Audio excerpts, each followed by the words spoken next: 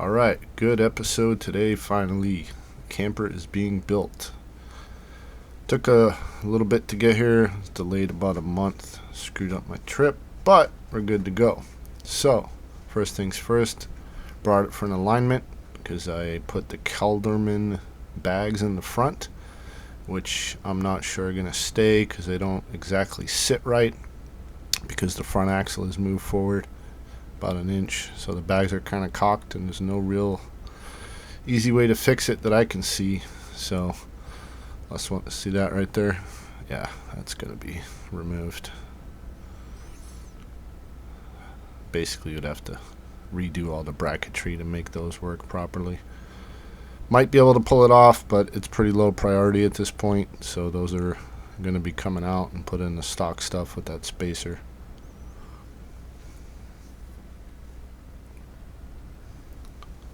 Some more shots of the subframe in the rear Kelderman. Brought it to B-line because they basically align anything. They do it different than most. They get it close to spec, test drive it, and adjust accordingly. They don't just set the numbers and go, because a lot of times that doesn't work, especially with modified vehicles. The big day, the panels arrived. Unloading them was quite a chore, but luckily my friend Mike is letting me build this at his house/shop.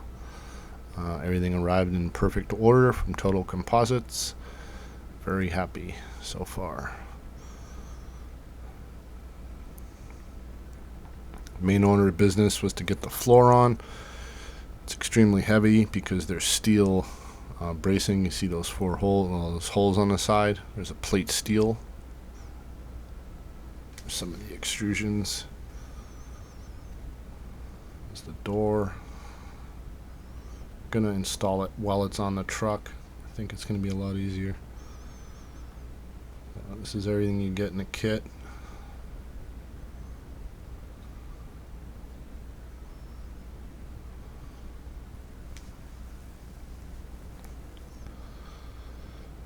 Here you can see that there's extrusions in there, but there's also plate that goes from side to side, which you drill and tap to mount it. Not positive. I believe it's 3/8 thick. I'm not sure, but it's been tried and true for years overseas, so I'm eager to get this thing built. The thing probably weighs about 500 pounds, so 4 guys putting it on the truck, and that's where it's going to stay, and that's where it's going to be built. One of the main things was sanding down all the edges. There's a little bit of fiberglass slag, for lack of a better term, from the manufacturing process. So to get the extrusions to sit smooth, I just hit it all with a sander to remove the big pieces of slag. It was super easy. It took a few minutes using this handy orbital. I love this damn thing. And yes, that's my turn down pipe for the exhaust in the background.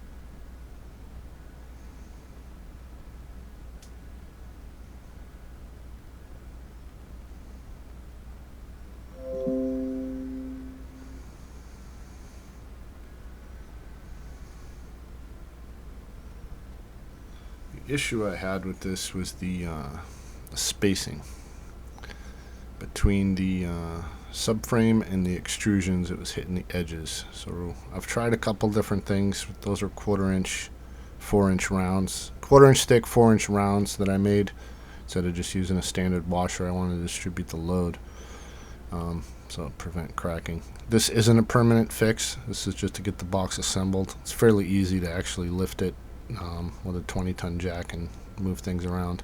So you can see the clearance now. The extrusions are just able to slide on.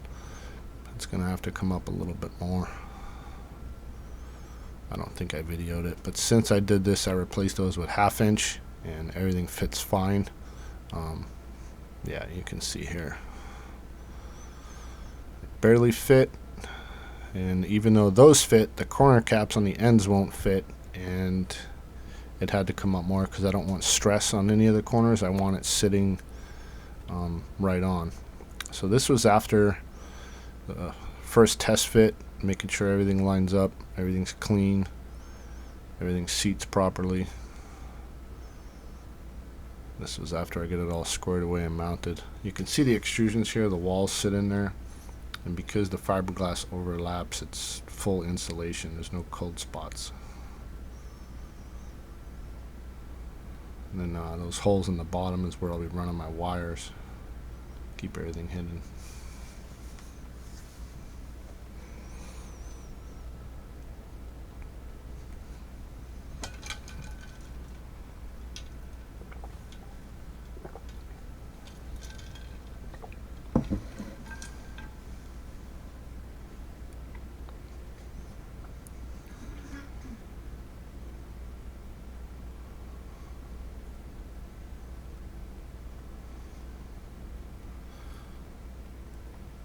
First piece I did was the front wall. Test fit everything, make sure it's 90, make sure all the extrusions fit. Right now they're obviously just on there just to line things up. Nothing's glued yet. Obviously you need some trimming and some cutting. Comes with plastic protecting on it so it doesn't get all scratched. That's the bed extrusion there, the bed that goes over the cab. I custom ordered this front panel, and you see those black marks along it. That's for the there's steel in there also, because that's where I'm going to be mounting my spare tire. So I wanted steel extrusions in it, so I'm not just ripping on the fiberglass.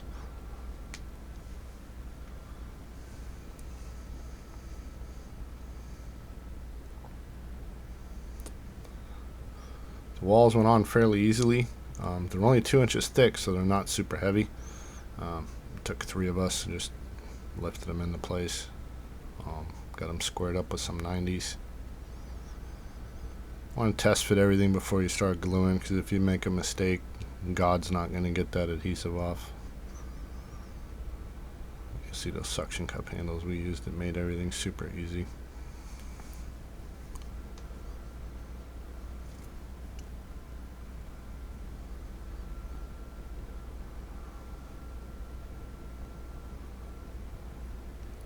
Working on the roof. This is how my panels are going to have to sit so the air conditioning fits, and the vent that's going to be above the bathroom. I'm using 2 giant residential 42 volt panels in series, so I get maximum efficiency. The mounts are glued in, then these are screwed in with these mounts. I haven't screwed them in yet because I don't want to have to lift the roof onto the camper with the panels, so this is all just a test fit.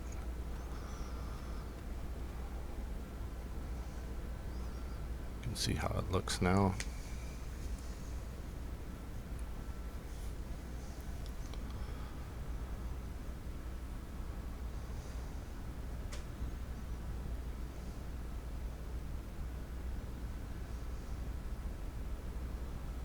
These are wire chases that are run in the ceiling, so you can hide all your wires from like your air conditioning, your lights, your vents, and you can push it out the extrusion and run it also. It's all hidden.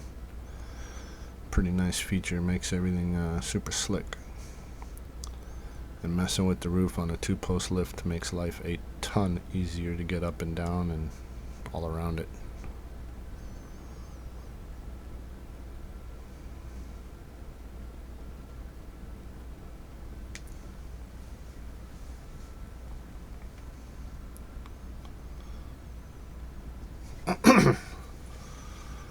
Alright, I haven't been filming the process only because it's been a heat wave and my friends would probably kill me if I stopped to do video. But everything's glued into place now. These are rib nuts to hold the cab over supports. They go right into the extrusions, not the fiberglass panels. The extrusions are super strong, so I used 5/16 rib nuts to hold it all into place. I'll show you what that looks like over here.